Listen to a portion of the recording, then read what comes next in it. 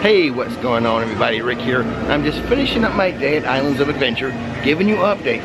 And oh boy, is there a major change at one of the islands. And I like it. But before I get too far ahead of myself, let's go back to the start of my day and see how it all went down. First, is there anything of note in CityWalk today? The movie advert has changed here at the CityWalk movie theater. It's now for Wicked, for good, coming out November 21st.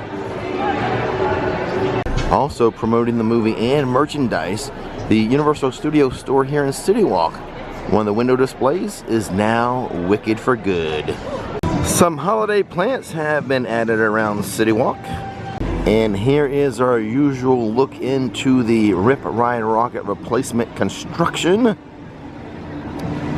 Still just moving a lot of dirt. Drilling holes and pushing dirt around. I've seen a lot of Xfinity adverts around the park today. This one is, it's scanned for a chance to win a $400 Universal gift card. Redeemable for meals, merch, and more. But something's going on with Xfinity and Universal. So apparently Comcast owns Universal and Xfinity. Now Xfinity is not serviceable in this area, but they are trying to service the Orlando area. So a little cross promotion going on, I guess. More garland and Christmas decorations have been added to different bars and kiosks here around CityWalk. Poinsettias, whichever way you say it, have been added all around CityWalk. The Red Coconut Club is going to become the Green and Red Coconut Club, and they are literally rolling in decor and decorations as we speak. I gave all the information about the Green and Red Coconut Club in the last update video, but here it is again very quickly. The Rising Star Karaoke Bar must have some good storage space, because that's where all the Christmas decorations are coming from for the Red and Green, or Green and Red Coconut Club. Okay, let's head into Islands of Adventure now, where a major change opens in about 50 minutes. Still no exterior Christmas decorations in the port of entry. And speaking of Christmas decorations, my mind may be creating a false memory. Did they ever put a big Christmas tree here? It seems like they should. So either I really believe they should, so I'm trying to create a false memory, or Mandela effect or something, but a huge Christmas tree really needs to go there. Let me know in the comment section, have they ever put a large Christmas tree here at Islands of Adventure? I mean, it just seems like a tree should go there. Alright, so the major change that's happening at Islands of Adventure is that way. But it doesn't open for another 45 minutes, so let's go this way. I don't think Seuss Landing's going to have any exterior Christmas decorations either. Which is just, you know, it's just shocking how fast Disney moves with decorating its parts for Christmas versus Universal. Shocking. Moving slow at Studios is understandable. It had all that Halloween Horror Nights decorations and props up for that event, but that's not the case for Islands. It can be done right now if they really wanted it to be. The trees in the Christmas tree trail still undecorated, or maybe the Grinch stole the decorations, but I have found some evidence of outside Christmas decorations over here. Lampposts with garland and bows. They are running both tracks of the High in the Sky trolley. It's the teal one that will take you through the Circus McGurkus restaurant. A couple new Grinchmas merchandise items have been added into the Mulberry store. The mug, which comes with a plate, is $35. You can see the plate a little better in this display. There you go. This large plate or dish, I assume you would put Christmas cookies on this dish, is $35. The rest of this Grinchmas merchandise I've shown you in a video already. Check that out if you haven't seen it yet. I think we can just breeze right through the Lost Continent. The All Hallows Eve boutique no longer has any Halloween Horror Nights merchandise. It's back to its usual spooky merchandise. The theme park seems a little quiet today, but how are things in Hogsmeade? Whoa, buddy. A 140-minute wait for Hagrid's. But the line for Butterbeer, very short. 25 minutes until that reopening in Toon Lagoon. That means we should just mosey around Jurassic Park for 25 minutes. I just remembered some information I can share with you in here. I think I've only mentioned it in live streams, not in video. So I'll do that today. 45-minute wait for Velocicoaster. Single rider line's open though. Outside of the queue, I like that the test seat, so you can see if you're too big or not for the ride. I like that it has a little bit of a privacy screen. If you have been on both the Velocicoaster here or at Stardust Racers over at Epic Universe, let me know in the comment section which is your favorite, Velocicoaster or Stardust Racers. I think everyone should know by now that the Jurassic Park River Adventure is going to be closed all of next year. Pretty much all of 2026 it will be non-operational as some changes are made. But here's the thing. Currently inside of this ride is a Jurassic World plush of Owen Grady. Now, is that a clue as to changes that will be made for the ride? Or is it just Universal trolling us? What do you think? Is it a clue or not?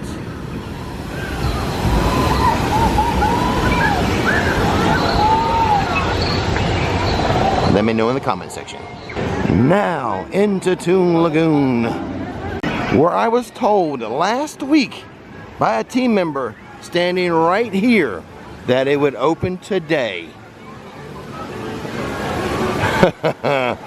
We're gonna find out if that's true or not. Whether or not it does open today, like I was told by the team member last week, we had a whole conversation, a long conversation right here. Regardless, I can tell you the menu has changed. I can see inside the window, and other than the Dagwood, which remains, it is a new menu. There is the Mr. Julius Caesar Dithers chopped Italian sandwich, Lou's barbecue pork sliders, Nielsen's Reuben sandwich, Cookie's Garden Goodness. There's a couple of mac and cheese bowls as well. And we have a new dessert, Blondie's brownie cake. I don't know if I'm going to get it or not. I wasn't planning on spending so much money today. Everything except the Dagwood is new? Is that right?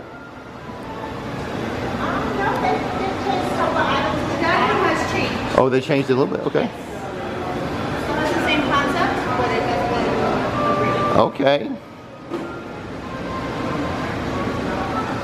Now, I did tell you the Dagwood remains, but it has been altered slightly, so I think we'll try that first. The Dagwood, $14.49. It is ham, roast beef, turkey, pimento cheese spread, aged Swiss, special sauce, lettuce, tomato, shaved red onion, and onion poppy roll is what it is on. That's the bread that's used. Like I said, $14.49. I had two options for the side dish, coleslaw or the potato salad. I chose the potato salad. They said they did change up this a little bit as well. First bite, and I have to say it's phenomenal. That pimento cheese is really hitting well. I'm also enjoying the 3 layers of bun. The bread is really good, and the cheese, it's good cheese. So, you know, the roast beef and the ham, you know, they just taste like roast beef and ham. It's good, but What's really hitting is the bun, the cheese, and that pimento cheese sauce. The potato salad is excellent. Potato salad always pairs well with a deli sandwich. I finished the first half of the sandwich. On to the second half. I will say this. The sandwich is a bit of a messy eat, but aren't all good sandwiches a bit messy? The staff here at Blondie's is predicting the mac and cheese bowls to be big hits. So I went with the pulled pork mac and cheese bowl. Very fancy. Here is what it consists of. The pulled pork for $14. Cavatappi pasta, slow smoked pork, white cheddar Gouda cheese sauce, and herb crumb, golden barbecue sauce, scallions.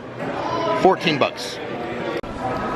Now the first thing I did was eat around the edge so I can just have the noodle and the cheese so I could get a sense of how the classic bowl is going to taste. And the cheese sauce is phenomenal.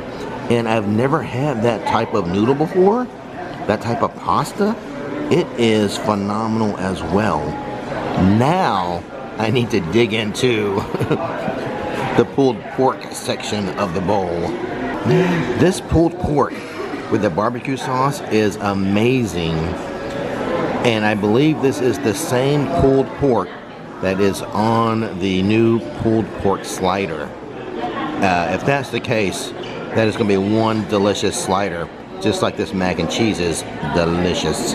Phenomenal. Wow.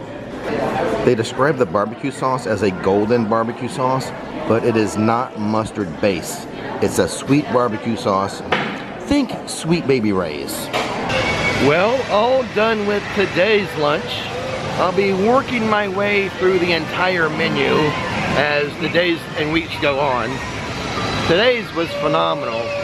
As I was describing the sandwich as I was eating it, the brand new and improved Dagwood, the 3 layers of bread, awesome. The regular cheese that's on it is really good, but the pimento cheese, adding in that creamy pimento cheese is what knocked it out of the park. That was a phenomenal add by the chef. And the mac and cheese bowl, delicious. Like I said when I was eating it, I ate around the edges first just so I could try the mac and cheese on its own, because they do have a classic mac and cheese bowl without all the fancy pulled pork and barbecue sauce and everything. But it is the same pulled pork that they're going to use in the pulled pork slider, and it was tender, delicious. The barbecue sauce, you know, and I'm partial to sweet barbecue sauce, so that really hit for me. I didn't get the dessert this week. I will next time. But while I was dining in there and talking to the chef, he let me know they slipped in some new food somewhere else in the park. I'll have that next week as my entree, and then I'll come back here to Blondie's and I'll do the dessert. So that's the plan for next week's update video. But this week's, I am so stuffed after that lunch. Another reason why I couldn't get the dessert. But, you know, that hasn't stopped me before, but it did this time. We'll save that dessert till next time. Anyway, come check out the new menu at Blondie's. And if you try some stuff, let me know what you think of it in the comment section below. All right, let's continue around the park looking for updates, but no update is going to compare to the updated menu at Blondie's. Wow. So as a Jeep owner, I like the big yellow duck as the prize for this one and wins, but word on the street, more people pick the mushroom over the yellow rubber ducky. All right, I guess plush yellow ducky. One last island to walk through, that's Marvel Superhero Island. Here's a fun fact not everyone knows. Sometimes goddesses go rogue. Spider-Man is just a 20-minute wait after lunchtime. Inside of the Spider-Man gift shop, they have this for $40. Fun fact, as a kid, my favorite superheroes had 2. One was Spider-Man, the other, the Flash. They have a special on beach towels, 3 for $75. I like the look of this. I wish it was a fleece blanket instead of a towel though. 20 bucks for this small mug. Richard. Always Richard, never a Rick. The signage here at Interplanetary Popcorn looking a little faded. Yeah, that Florida sun's been brutal on it. Looks like it's time for a refresh for it. Every now and then, I do like to remind people that Storm Force is back here behind the Hulk. Must be 48 inches tall to ride it on your own, but if you're under 48 inches, you can have a ride with a companion as long as you're not a handheld infant. If you're someone who likes the teacups at Disney, you're gonna love this one. The Incredible Hulk roller coaster is just a 15-minute wait right now. Excuse me, I deserve some fun today. I'm gonna go get in line. Okay, I just got off the ride. I made a rookie mistake. I rode it too soon after having too much food. I needed a little more time between Blondies and the Hulk, but I was seduced by the 15-minute wait time. I couldn't resist. Anyways, that's going to do it for today. Don't miss the magic. Don't miss the fun. See you next time.